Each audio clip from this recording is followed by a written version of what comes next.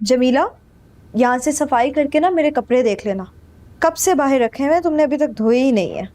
जी बाजी। और दादी के कपड़े भी देख लेना, अब तुमने ही तो सब काम करने हैं, यहाँ के नौकर तो सुनते ही नहीं।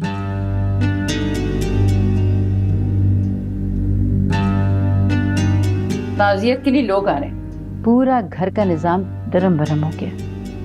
ना कोई चाय पानी बनाने वाला, ना पूछने वाला, ना कोई इंतजाम करने वाला।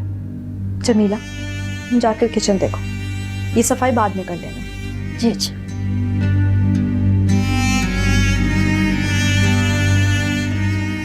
घर में मेहमान आ जा रहे हैं, जिसकी वजह से काम बहुत बढ़ गया।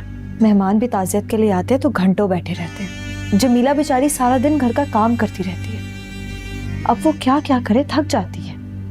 हमारे गम का तो किसी को एहसास ही नहीं है, हर किसी को अपनी फिक्र पड़ी हुई है। मुझे आपके गम का अंदाजा है अम्मी, परहेज पे पूरी तरह से टूट चुका है। मैं सब चीजें मैनेज करने की कोशिश तो कर रही हूँ ना, मुझे भी बहुत दुख है। तुम यहाँ खड़ी हो? मैंने पूरे घर में तुझे ढूंढा है और आवाजें दी। जी दादी, घर में मेहमान आ जा रहे हैं तो बस काम देख रही थी मैं। सबा इस घर की बहू है, सारी जिम्मेदारी इस बेचारी पे आ गई है। जेबू होती थी तो इसका हाथ बटा दिया करती थी, अब अकेली लगी रहती है पूरे घर में। मैं तो जेबू को बहुत याद करती हूँ, उसने हर चीज को बहुत अच्छे तरीके से संभाला हुआ था। बस सफीना, तुम ज्यादा टेंशन ना लो, कहीं तुम्हारा बीपी ज्यादा हाई ना हो जाए। भाई देखो ना, हम एक ही घर में रहते हैं, हमें एक दूसरे के साथ मिलकर चलना होगा, एक दूसरे के दुख दर्द को बांटना होगा, तभी जिंदगी गुजरेगी ना। घर में इतने लोग हैं मगर मैं खुद को बहुत तन्हा महसूस करती हूँ। तन्हा क्यों?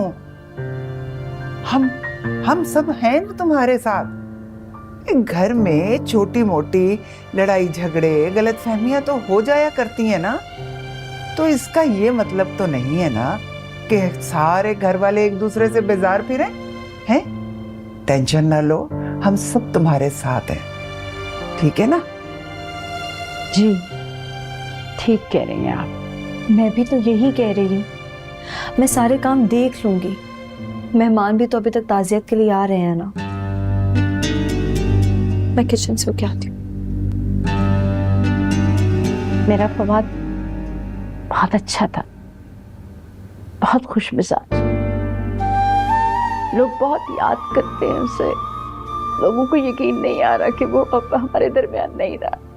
अच्छा ना ना, तुम टेंशन ना लो, तुम्हारा बीपी हाई हो जाएगा, तुम्हें आराम की जरूरत है।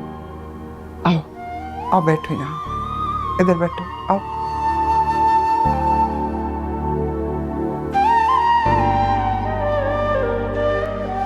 जी अबू, आपने बुलाया मुझे? हाँ बैठो बेटा।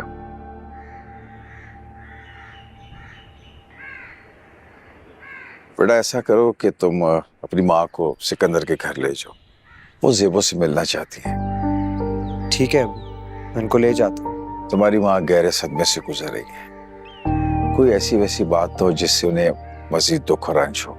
आप फिक्र ना करें अबू, मैं उनका बहुत ख्याल रखूंगा। और सबा को भी समझाओ, उसे भी घर की जिम्मेदारियों का एहसास करना चाहिए। आप ठीक कह रहे हैं अबू, मैं सबा को समझाता हूँ। फवाद के जाने से सारा माहौल बदल गया बेटा। तुम्हारी माँ में अब मजीद गम बर्दाश्त करने की हिम्मत नहीं रही। मैं समझ सकता हूँ अबू, आप फिक्र ना करें, चलता हूँ। खुश।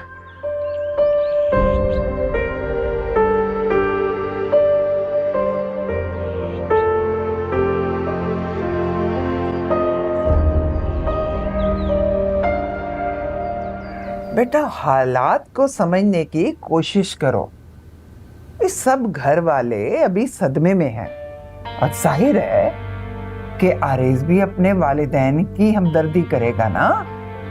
देखो बेटा, ये वक्त तल्ख कलामी करने या झगड़ा करने का नहीं है, इस वक्त समझदारी से काम लेना है तुम्हें बेटा। ठीक है दादी। आए देखो बेटा, फवाद से सब लोग प्यार करते थे, तो उसका गम तो सबको होगा ना। बस बेटा, तुम भी खामोश रहो और सबकी सुनो। गम तो मुझे भी है दादी, मगर मैं उसका इजहार नहीं कर सकती। अपने गम को छुपा के रखो बेटा। औरत के गम पे लोग 100 बातें करते हैं। देख बेटा, इस घर पर अपने कदम जमा कर रखो और अपनी सास से अच्छे ताल्लुकात बना के रख। समझ आई मेरी बात? देख, अब तो आरेज भी अपने माँ बाप की हिमायत करेगा। मेरा दिल बहुत घबरा रहा है दादी, हालात बहुत बदल चुके हैं। आरेज मुझसे मोहब्बत नहीं करता। देख बेटा, आरेज से अपने ताल्लुकात बेहतर बनाने की कोशिश कर। आरेज ही तुम्हारी ताकत है बेटा। मैं कोशिश करूंगी। गौर करो बेटा, फवाद तो मर चुका है और सब कुछ आरेज का ही तो है। आरेज ही वाहिद वारिस है। अब जो कुछ भी इस घर में है, गाड़ी है, जो चीजें हैं, वो सब कुछ आरेज का ही तो है बेटा। तो अगर आरेज का हुआ तो किसका हुआ? तुम्हारा ही तो हुआ ना। ये तो है।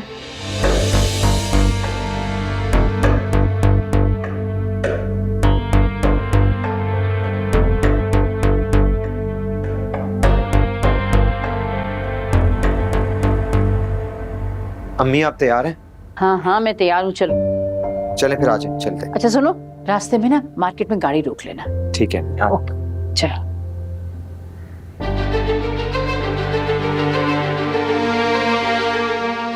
देखा आपने दादी, दोनों माँ बेटे कैसे ज़ेबू के घर जा रहे हैं। ना मुझे बताया और ना ही मुझे साथ चलने को बोला। अब ज़ेबू के घर आना जाना शुरू हो गया, खूब राब्ते बहाल हो गए।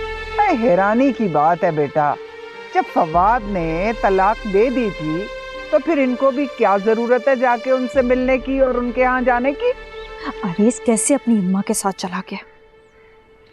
अब दोनों माँ बेटे की लड़ाई भी खत्म हो गई है। ज़ेबू के घर जाने के लिए कैसे शिरो शक्र हो गए हैं। अरे बेटा, तुम्हें भी साथ लो जाते हैं? भाई तुम भी तो ज़ेबू की सहेली भी थी और उसकी जेठानी भी। दादी, ये लोग मुझे इस घर से निकालना चाहते हैं, मेरी जगह ज़ेबू को लाना चाहते हैं। अरे ज़ेबू से शादी कर लेगा, उसकी माँ भी तो यही चाहती होगी ना। नहीं नहीं नहीं बेटा, ऐसा नहीं हो सकता और ये सब इतना आसान नहीं है। सब घर वाले मिल जाए ना तो चीजों को आसान कर लेते हैं दादी। मैं किसी को पसंद नहीं हूं यहाँ पर।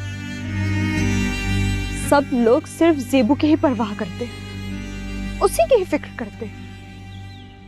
मेरी तो किसी को फिक्र ही नहीं है। भाई बेटा, क्या पता वो ज़ेबू का हाल पूछने गए हो, हैं? भाई ज़ेबू तो अभी तक किद्दत में है, तो बेटा आरेज कैसे मिल सकता है उसको? आरेज को वहां जाने की क्या जरूरत थी दादी? उसको तो मौका मिल गया ना ज़ेबू के घर जाने का। भाई वैसे ही चले गए होंगे ना बेटा, उनकी रिश्तेदारी भी तो है ना उनके साथ। देख, जब आरेज आ जाए ना तो आराम से उससे बात कर लेना, हैं? आरेज को मेरी कोई परवाह नहीं है दादी, वो बहुत बदल गया। मुझे तो समझ नहीं आ रही कि वो करना क्या चाहता है। अच्छा चल मेरी बच्ची, चल नीचे चल, खामखा में परेशान हो रही है। कुछ नहीं होता बेटा, सब ठीक हो जाएगा। आपने बहुत अच्छा किया जो यहाँ आ गई। ज़ेबू आपसे मिलकर बहुत खुश होगी। कुछ भी हो, बहरहाल अपने अपने ही होते हैं। ये तो आपकी नेक दिली है। इतना कुछ हो जाने के बावजूद भी आपने आला ज़र्फ़ी का मुजाहरा किया। ज़ेबू से मिलने को बहुत दिल चाह रहा था, मगर मैं मजबूर थी। मजबूरियां फासलों को बढ़ा देती हैं। फासले दुख भी देते हैं। आए मैं आपको ज़ेबू के पास ले चलूं। आप आराम से बैठकर उससे बातें करें। यकीनन बहुत सारी बातें होंगी जो खाला और भांजी ने करनी होंगी। आए प्लीज। अम्मी, मैं यहीं बैठा, कोई जल्दी नहीं, आपका वेट कर लूँगा। अरेज में आपके लिए चाय भिजवाती। नहीं थैंक यू, चाय की कोई ज़रूरत नहीं है। अब आए हो तो चाय तो पीनी पड़ेगी। प्लीज आए। चल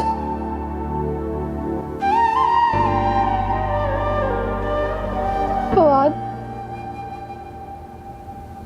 इतनी खामोशी से चला गया। हाँ, और हम एक दूसरे के साथ अपना दुख भी नहीं बांट सके। खाला भी मुझे बहुत याद आती है। मुझे भी घर के सन्नाटे से खौफ आने लगा है मुझे। अब नई घर में पढ़ाई हो गई, न तुम हो, न फवाद, न तहमीना। दिल घबराता है मेरा उस घर में।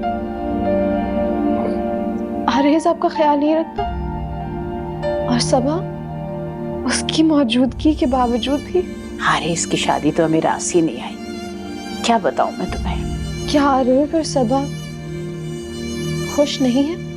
पता नहीं उन दोनों को एक दूसरे से मोहब्बत भी है या नहीं। मुझे तो उन दोनों की समझ नहीं आती। मैं तो अपने घर में अजनबी बनकर रह गई।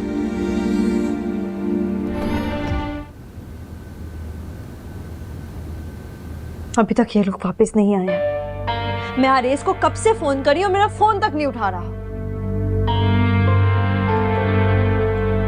अरे बेटा, क्यों खुद को हल्कान किए जा रही हो? आ जाएंगे वो लोग। दोनों खाला भांजी ना बैठ के मेरे खिलाफ बातें कर रही होंगी, जानती हूँ मैं। अरे बेटा, वो तुम्हारा कुछ नहीं बिगाड़ सकती। तुम इतनी कमजोर कब से हो गई हो? हैं? आराम से बैठ जा, बैठ जा आराम से। रहने दे दादी, मुझे नहीं बैठना। सेबू जरूर मुझसे इंतकाम लेगी। वो आरेज को मुझसे छीन लेगी। वो मेरा घर खराब करना चाहती है दादी। अरे शादीशुदा है और वो ये बात अच्छे से जानती है। अगर उन्होंने ऐसा कुछ किया ना तो मैं अपना पूरा खानदान इकट्ठा कर लूंगी और उनकी ईंट से ईंट बजा दूंगी।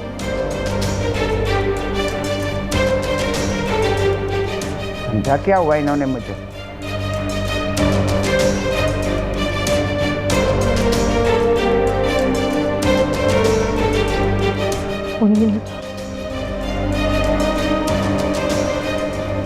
खाला, गिले शिकवे खत्म कर लेने चाहिए। तहमीना की याद बहुत रंजीदा कर देती है। फवाद भी बहुत नादिम था, बहुत पछतावा था उसे। और मेरा आरेज तो जैसे मुस्कुराना ही भूल गया, ना चुप चुप रहता है। सबा को हम सब की कोई परवाह नहीं। उसने कभी हमें अपना नहीं समझा। तो आप मेरे पास आ जाया करें। मैं भी तो आपकी भांजी हूँ। जो दुख अपने बांट सकते वो गैर नहीं समझ सकते। दिल टूट चुका है ज़ेबू। समीना, तहमीना, फवाद, सबकी यादें दिल को बहुत रंजीदा करती। कहीं नहीं लगता अब ये दिल। हिम्मत से काम नहीं खाना, ये दिन भी गुजर जाएंगे। और मैं हूं आपके साथ, आप मेरे पास आ जाया करें। राब्ते बहाल हो जाए तो फासले भी खत्म हो जाते हैं।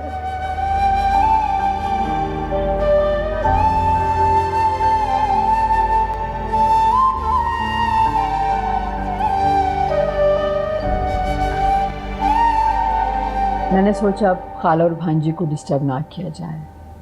वो आराम से बैठकर बातें करें, शिकवे गिले दूर करें। जी, मैं वेट कर लूँगा। मैं बस चाहता हूँ कि अम्मी को सुकून मिल जाए। खाला और फवाद के जाने के बाद वो बहुत उदास और रंजीदा है। वो ज़ेबू की खाला है। और हमें भी ज़ेबू की खुशी अजीज है। खुशी कितना अजनबी सा लफ्ज लगता है। तुम्हें भी फवाद और तहमीना का रंज होगा, ज़ेबू और फवाद का रिश्ता ख़त्म होने का दुख। दरअसल ये दुख ही लोगों को एक दूसरे के करीब लाता है। आप ठीक कह रही हैं। ज़ेबू की इद्दत खत्म हो जाए तो फिर उसके मुस्तकबिल के लिए कोई बेहतर फैसला करने की कोशिश करेंगे।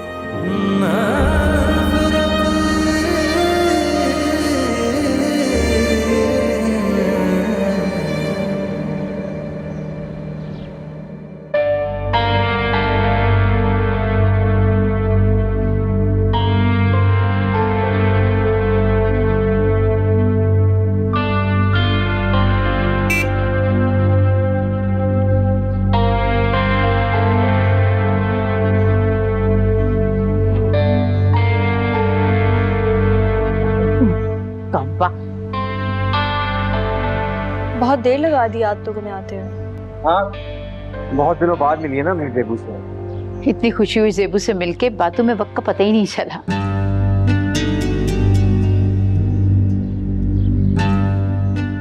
मुझे भी ले जाते तो मैं भी ज़ेबू से मिल लेती। चलो किसी और दिन चली जाना तुम। अम्मी आप अंदर चल के आराम करें, बहुत थक गई होंगी। हाँ बेटा, बस थोड़ा रेस्ट करोगी तो थकन उतर जाएगी मेरी। कैसी थी ज़ेबू?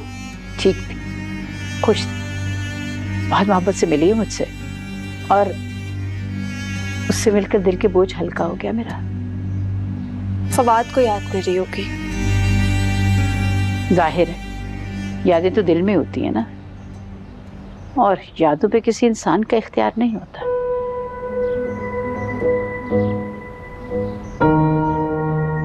बेटा, मेरा बैग और सामान निकाल के लाओ।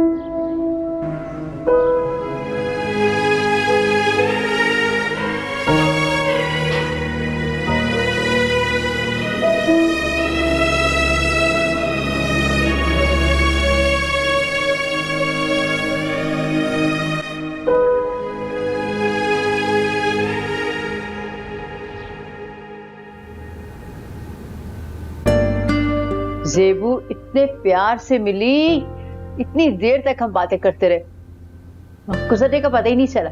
पुरानी यादें ताजा हो गई सारी। कभी कभार चली जाया करो, तुम्हारा दिल भी बहल जाएगा। हाँ, ज़ेबू भी यही कह रही थी, खाला आ जाया करें। और आपको पता है शगुफ्ता कितनी अच्छी औरत है, इतनी उसने खातिरदारी की हमारी। सिकंदर भी बहुत बदल गया।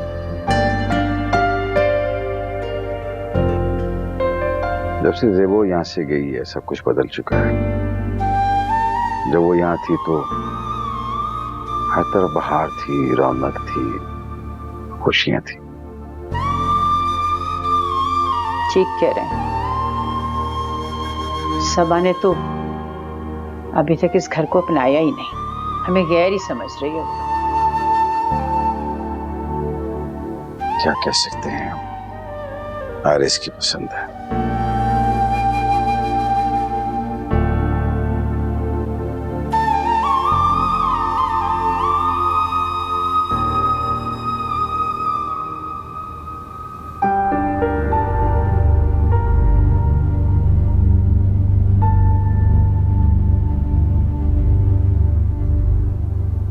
तुम मुझे अपने साथ क्यों नहीं लेकर गए?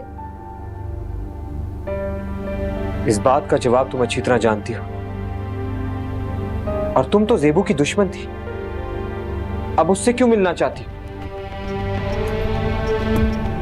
उसको तुमसे मिलकर दुख होता। मैं उसकी कोई दुश्मन नहीं हूं, और मैंने कुछ नहीं किया। वो तुमसे नहीं मिलना चाहेगी। क्या अचानक ज़ेबू के घर जाने का ख्याल कहां से आ गया? कजिन है मेरी, खालाजाद बहन है, हम जब चाहें उसके घर जा सकते हैं। लेकिन अभी वो इद्दत में है। अम्मी उससे मिली थी, मैं सिर्फ उनके साथ गया था। सिकंदर खालू के साथ नीचे बैठा रहा। और तुम्हें इस बात पर क्या एतराज? मुझे एतराज क्यों ना हो, तुम्हें इस बात पर एतराज करने का कोई हक नहीं है। बीवी हूं तुम्हारी आरेस, और मैं नहीं चाहती कि तुम जेबू के साथ कोई भी राब्ता रखो। क्यों? तो क्या मैं अब हर जगह तुमसे पूछ के जाया करूं? तुम भी तो अपनी मर्जी से आती जाती हो, मैंने तो कभी नहीं पूछा। माजी में तुम और जेबू एक दूसरे से मोहब्बत करते थे, और मैं नहीं चाहती कि तुम दोबारा उससे राब्ते में हो, और वो भी उस वक्त जब उसकी इद्दत खत्म होने वाली है। और अपनी इद्दत के बाद जिंदगी का जरूर कोई फैसला करेगी। माजी बहुत पीछे रह गया है सबा, और तुम एक शक्की मिजाज बीवी ना बनो। क्या तुम अभी भी जेबू से मोहब्बत करते हो? क्या फजूल बातें कर रही हो? तुम्हारी इन्हीं बातों की वजह से मुझे गुस्सा आता है। तो इसका मतलब तुम जेबू से मोहब्बत नहीं करते? तुम तो मोहब्बत को लेकर ही बैठ गई हो, हर वक्त बेकार बातें करती हो। कोई और काम नहीं है तुम्हारे पास? तो तुम मेरी बात का जवाब क्यों नहीं देते हो आरेस? क्योंकि मेरे पास तुम्हारी इन फजूल बातों के लिए वक्त नहीं है सबा।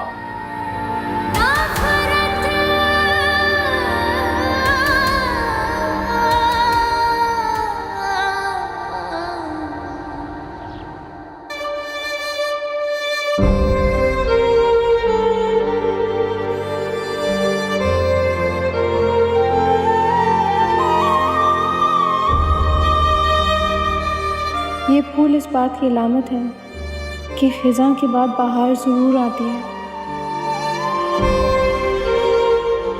बहार के रंग खिज़ां की उदासी को ख़त्म कर देते हैं। नए फूल खिलते हैं, नए रंग झिलमिलाते हैं। ज़िंदगी में भी खिज़ां के बाद बहार ज़रूर आती है।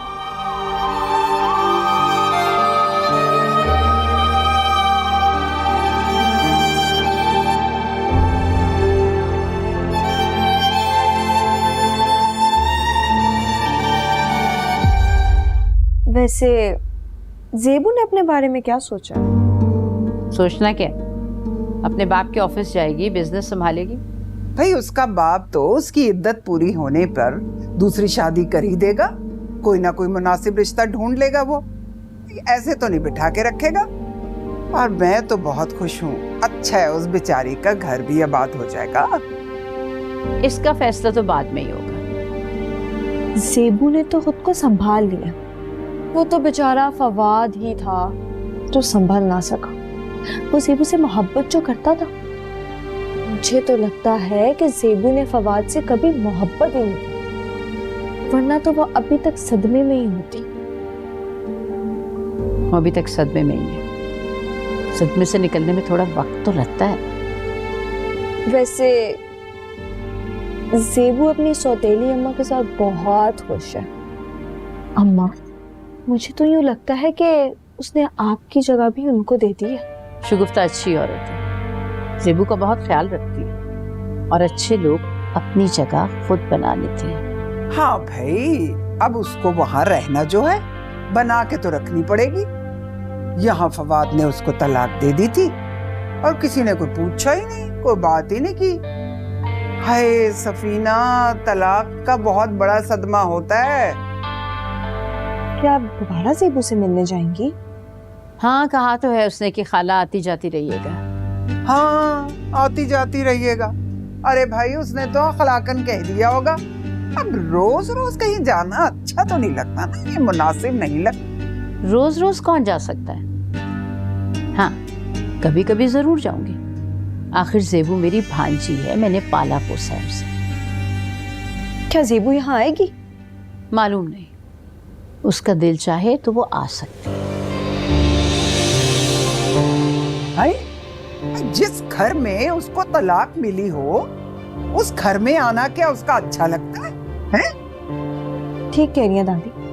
वैसे उसका यहाँ आना बनता तो नहीं। हाँ, यहाँ आकर उसे दुख ही तो मिलेगा। देखा, बच्ची हो के कैसी 100% बात की है इसने। ये नया ड्रामा देखो, इसमें भी सास ने अपनी बहू को तलाक दिया।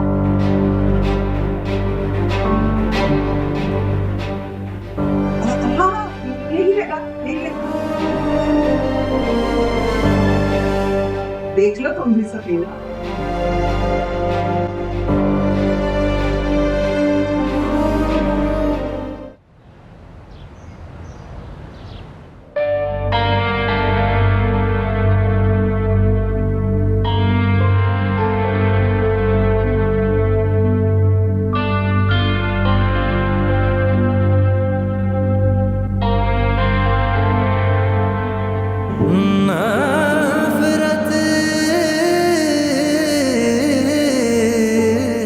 अगर मेरा ऐसा जिंदा दिल कजन होता ना तो मैं दुनिया की खुशकिस्मत लड़की होती। सुन रही हो, सीखो कुछ इससे।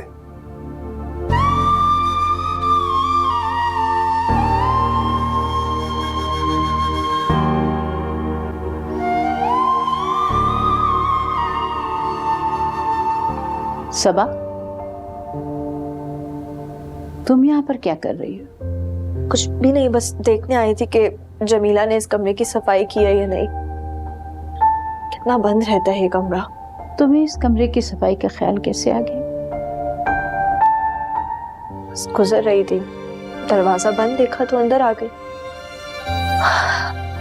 कितना खाली है ये कमरा, सब कुछ है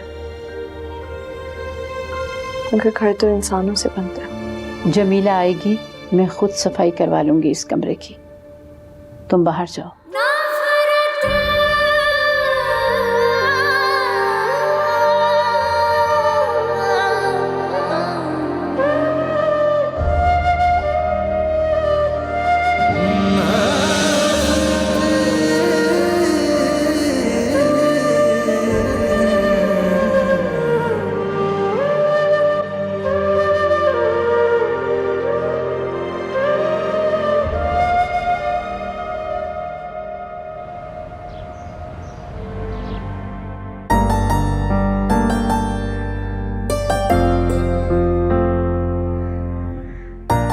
ध्यान से दादी। आए, आप रुके, मैगी बिछाती हूँ। अरे मैं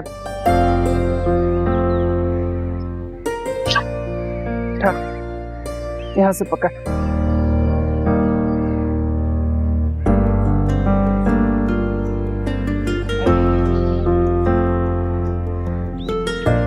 काफी दिनों से घर बंद पड़ा है। हाँ बेटा, आज इतने दिनों के बाद घर खोला है, बस ऐसे ही दिल उदास सा हो गया बेटा। काश मैंने आरिस से शादी ना की होती। अरे कितने लोगों को तो कहा था रिश्ते के लिए, आजकल तो अच्छे रिश्ते मिलते भी कहाँ हैं, बस कोई बात ही नहीं बनी। मैं फवाद से मोहब्बत करती थी,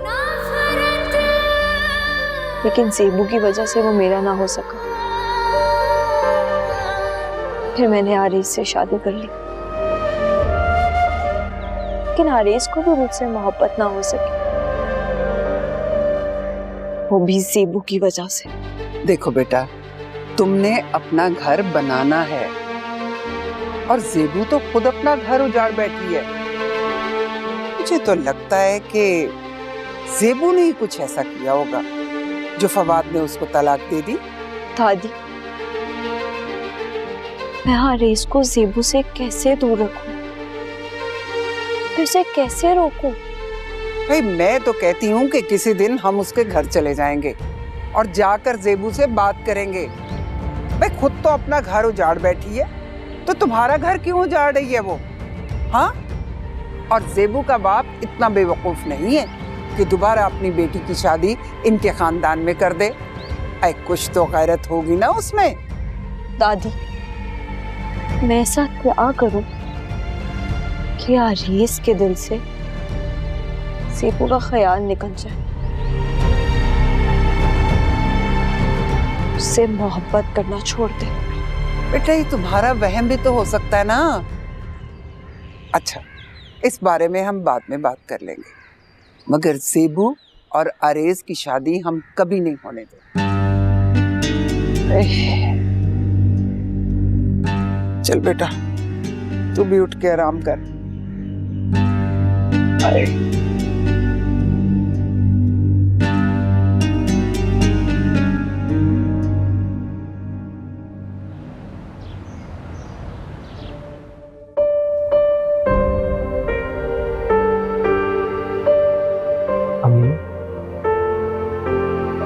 अकेली क्यों बैठी है? लाइट भी नहीं जलाई हुई। हाँ, अकेली थी तो यहाँ आकर बैठ गई। तुम्हारे अब्बू भी देर से आएंगे। शुक्र है तुम आ गए, वरना तो ये तन्हाई काट खाने को दौड़ रही थी मुझे। सब कहाँ गए हैं? इस घर से तो आहिस्ता आहिस्ता सभी चले गए हैं। अब मैं अक्सर अकेली ही होती हूँ घर में। क्या सब और दादी भी गए हैं? अपने घर गई हैं। किरण और उसकी माँ थे ना हमसाए में, तो आना जाना लगा रहता था। अब तो हमसाए भी अजनबी और घर वाले भी अजनबी हैं। ये ऐसी बातें क्यों कर रही है? तो देख नहीं रहे कितना सन्नाटा है इस घर में। एक वक्त था यहाँ खुशियां थी, क़हक़हे थे, आवाजें गूंजती थी, और अब तो कोई बात करने के लिए भी नहीं है, ना ही दिल चाहता है किसी से बात करने को। सब और दादी आते ही हैं, अब्बू भी आ जाएंगे। सबकी अपनी अपनी मसरूफियात। तुम नहीं समझोगे आरिस। कभी कभी मुझे ऐसे लगता है कि मैं वो सब कुछ नहीं जानती थी। कोई ना कोई बात थी जरूर जो मुझसे छुपी हुई थी।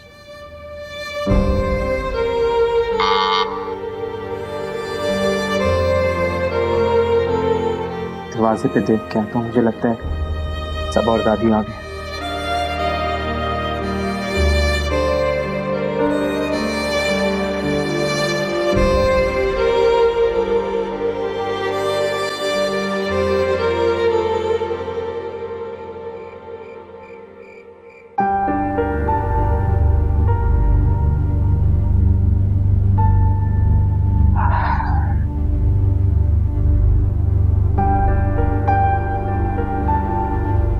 सबा, अम्मी को वक्त दिया करो, उनके साथ रहा करो, उनका दुख बांटने की कोशिश करो। तुम अपनी एक्टिविटीज में बिजी रहती हो।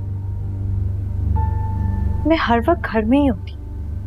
आज अपना घर देखने जरा काम से बाहर चली गई थी, आने में थोड़ा वक्त लग गया। और मैं भी तो तुमसे यही कहती हूँ कि मुझे वक्त दिया करो। मुझे देने को तो तुम्हारे पास कुछ भी नहीं है। मैं जिस दुख, गम और सदमे से गुजर रहा हूं, तुम्हें उसका एहसास है? तो तुम मुझे दुख क्यों दे रहे हो? इस सब में मेरा क्या कसूर है? तुम अपना सब कुछ उस ज़ेबू को दे चुके हो, अपना दिल, वक्त, सब कुछ। ये तुम हर बात में ज़ेबू को क्यों ले आती हो? मैंने इतना ही तो कहा है कि अम्मी का ख्याल रखा करो, वो दुखी हैं। तो तुम मेरा ख्याल रखो। मेरा तुम पर कोई हक है या नहीं? और तुम्हारी अम्मी, वो अपने सारे गम जाकर ना ज़ेबू के साथ बांट लेती है। उन्हें मेरी कोई जरूरत नहीं। उन्हें तो कभी मुझे इस घर में वो अहमियत ही नहीं थी जो ज़ेबू की थी। सबा, तुमसे बात करना ही बेकार है। हाँ तो मत किया करो।